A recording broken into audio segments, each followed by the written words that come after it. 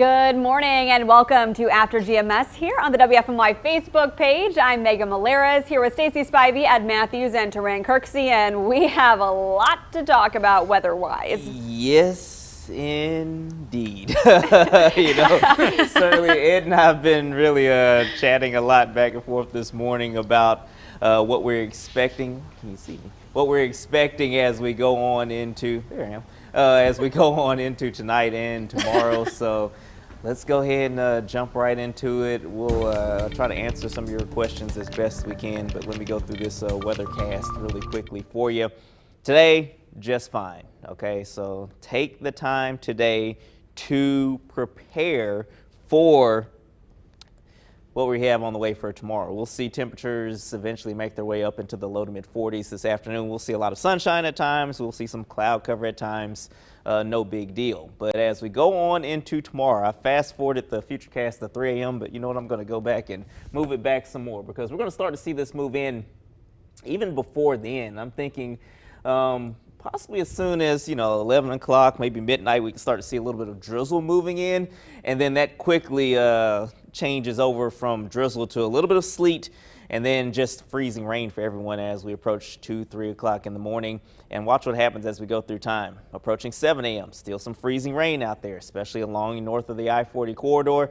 And the worst case scenario that is looking like a real possibility is we don't make it above freezing through most, if not all of the day Thursday, for some spots from the Triad northward. You see this is at 12:30 in the afternoon, still some freezing rain out there. As we approach 5 p.m., still some freezing rain, maybe a little sleet mixing in with more regular rain at that point. And then as we go through 9 p.m., probably, but not totally, but probably mainly regular rain at that point. But we still may have some moisture around, so we still could see a little bit more freezing rain. As far as what we're thinking as totals, right there in the dark purple, that's at what we call the significant level. Anytime that you are expecting more than 1/4 of an inch of ice, that's usually the tipping point where you start to see widespread issues with trees and power lines having problems. And then as you hit the south, not as high of levels of accumulation expected, especially as you go from Asheboro and then points to the south. And I will also say this, and I'll make sure I pick my words very carefully. There are some possibilities that there could be a couple of localized spots within the purple that get more than the top end that we're forecasting as a general rule in the purple. So we're going to watch that. We're still hoping for 33 inches cold rain.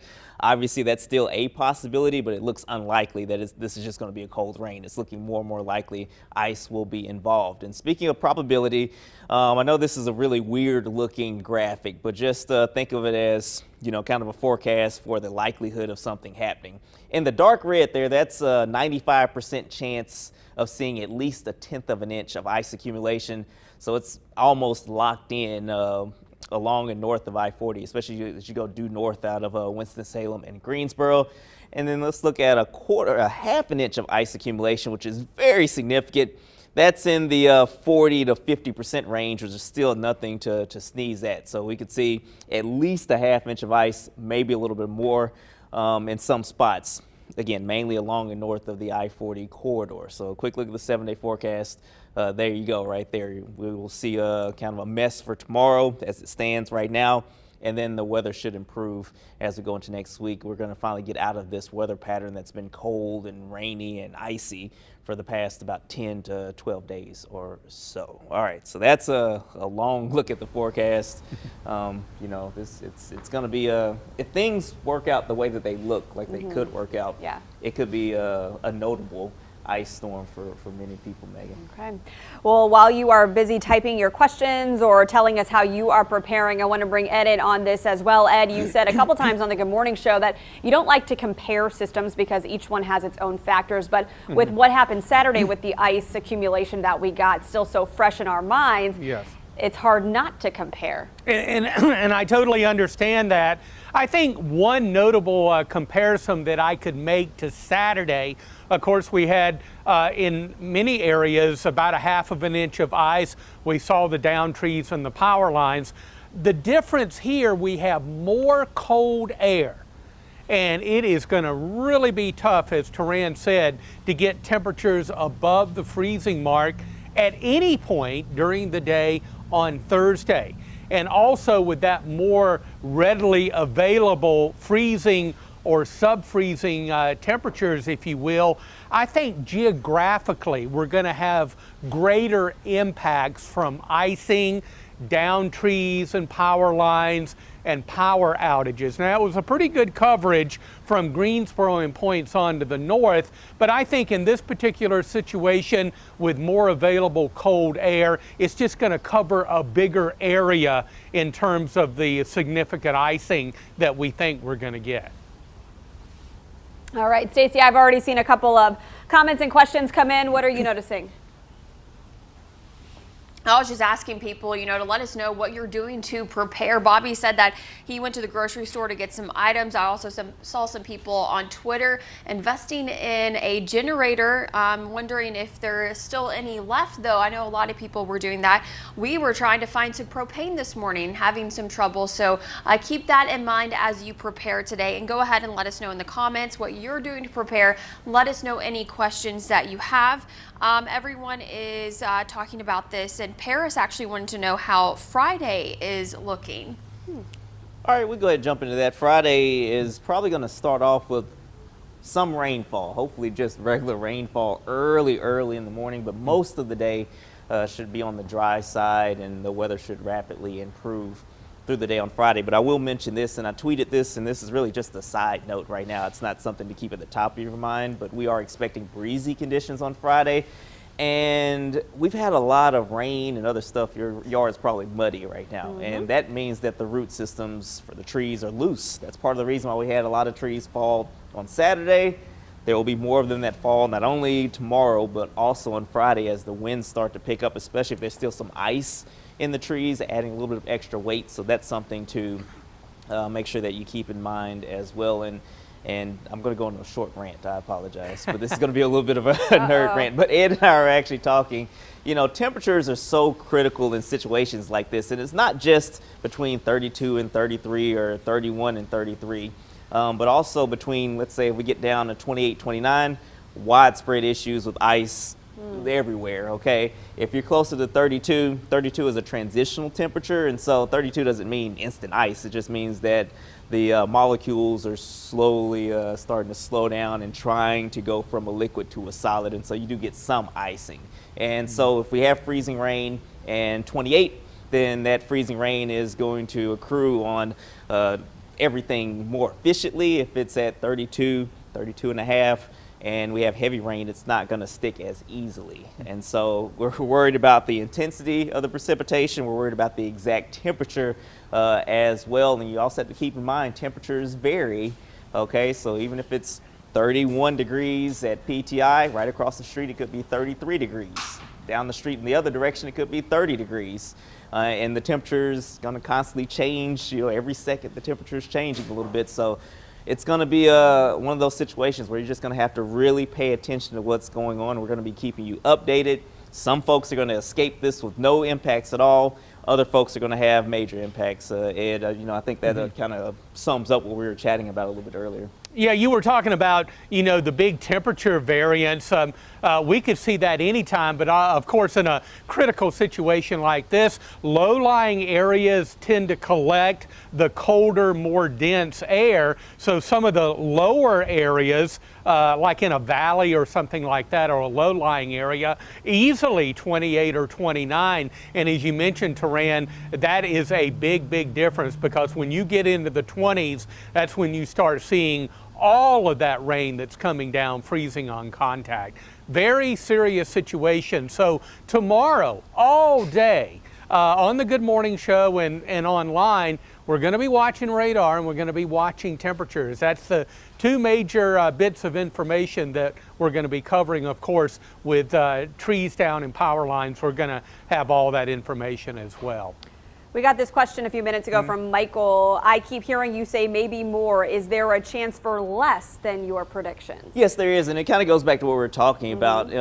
One of the counterintuitive things about freezing rain is the lighter the precipitation, the easier it is for it to stick to things or for the ice to accumulate. If you have really heavy precip, and I talked about this a little bit on Saturday morning, that motion that all those raindrops gives you, the motion of the water, kind of imparts some energy into the liquid, which makes it harder for it to freeze. But if you have just very light precipitation, it's not bouncing into stuff as much, not bouncing into other raindrops, so it sticks a little bit easier than heavier precipitation is. So if we get a lot of heavy precipitation and we keep our temperatures, let's say right around 32, we're not going to get as much ice accumulation as we would if we had, let's say, that heavy precipitation in 29 or lighter precipitation in 31. So there are like a ton of variables, and that's why what we can do is give you the probabilities of something happening based off of our education, our experience. I mean, I've been doing this 10 years. Ed's been doing it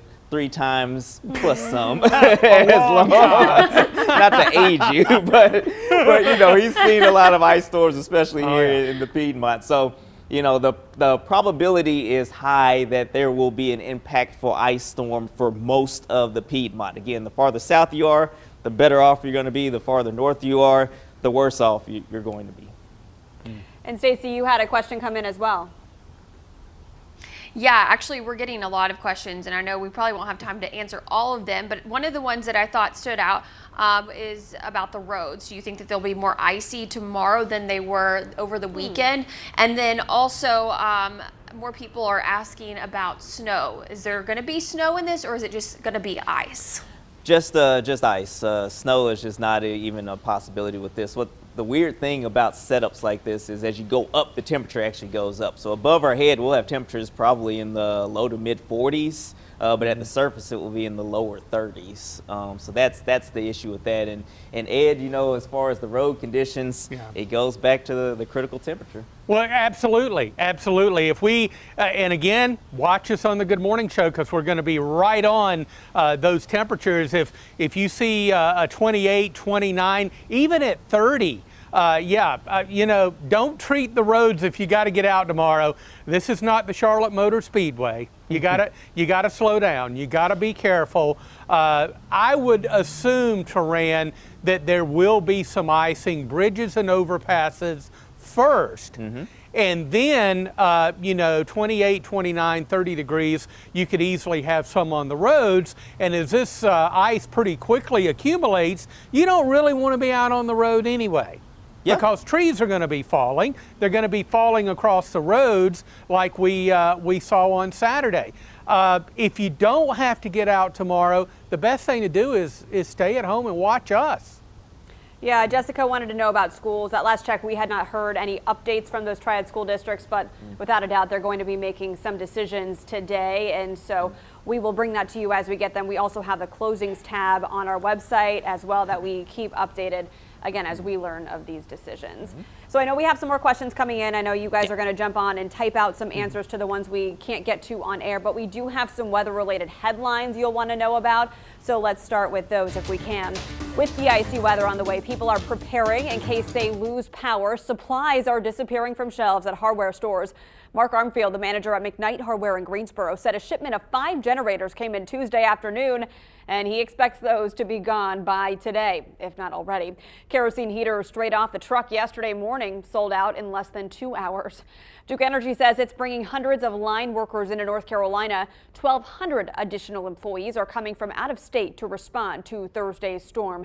At least 100 crews are coming from Florida to respond to any issues here in the Piedmont Triad. Duke Energy says they did not send any Carolina crews to Texas to help there because they knew those crews would be needed here. This morning, our thoughts are with our neighbors at the Carolina coast in Brunswick County. They are waking up to the mess that an EF3 tornado left behind Tuesday. 3 people died and at least 10 people were injured. The storm left many people trapped in their homes near Ocean Isle Beach, tore down power lines and caused significant damage. Just look at that. About 50 homes were damaged. Today, this afternoon, Governor Roy Cooper will visit Brunswick County to tour. Both the Randolph County Health Department and the Alamance County Health Department are offering vaccine appointments today starting at 8:30 this morning. The numbers to call are on your screen. If you have a phone in hand, take a picture of this. We also have these numbers posted in our county by county vaccine guide on WFMYnews2.com. These slots are for people in groups 1 and 2 and people who are 65 and older or frontline healthcare workers. All righty, let's get a look at that 7-day forecast. We've been calling today Preparation Day because we've got a dry weather pattern, sun and clouds here in the weather garden and across the Piedmont, and that's going to be the story today. This is an opportunity. We know what's coming later tonight and tomorrow, so do everything you got to do to get prepared. Your forecast team is going to be doing the same. I've made a list of things I got to do today as well. Now, the wintry precipitation in the form of some freezing rain and sleet may be here as early as midnight, but it'll really start to ramp up after midnight. And although there may be a little sleet around, this is primarily going to be a freezing rain situation, and it will continue to unfold right through the Good Morning show. And we're thinking that temperatures are going to be we're forecasting 33. Wow. You know, temperatures could easily stay around 31, 32 in many locations, especially from the Metro Triad and points on to the north. So we could potentially have freezing rain in the Piedmont for the better part of today, tomorrow, and tomorrow, or tonight and tomorrow throughout the day.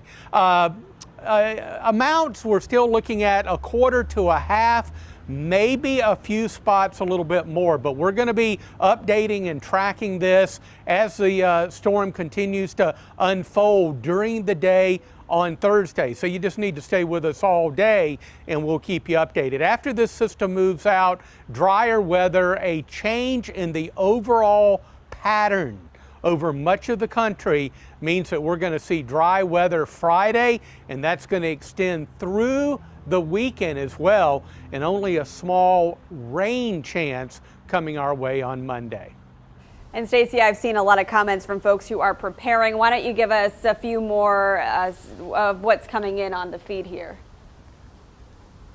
Yeah, still a lot of questions at this time just about the timeline of this, and I went ahead and went sure to put, don't forget to, you can stay updated with us. You can download our app and we're going to have weather alerts sent straight to your phone. You can also text us weather, the word just weather, and we can get updates to you as well. But a lot of people are saying that they may have to go to a hotel because their apartment was freezing the last time. Christina said that this makes her miss New York. She would rather have snow. I think that a lot of people would, just because ice can be so dangerous out there, especially when it comes to driving. And then of course we saw what happened with the ice this past weekend.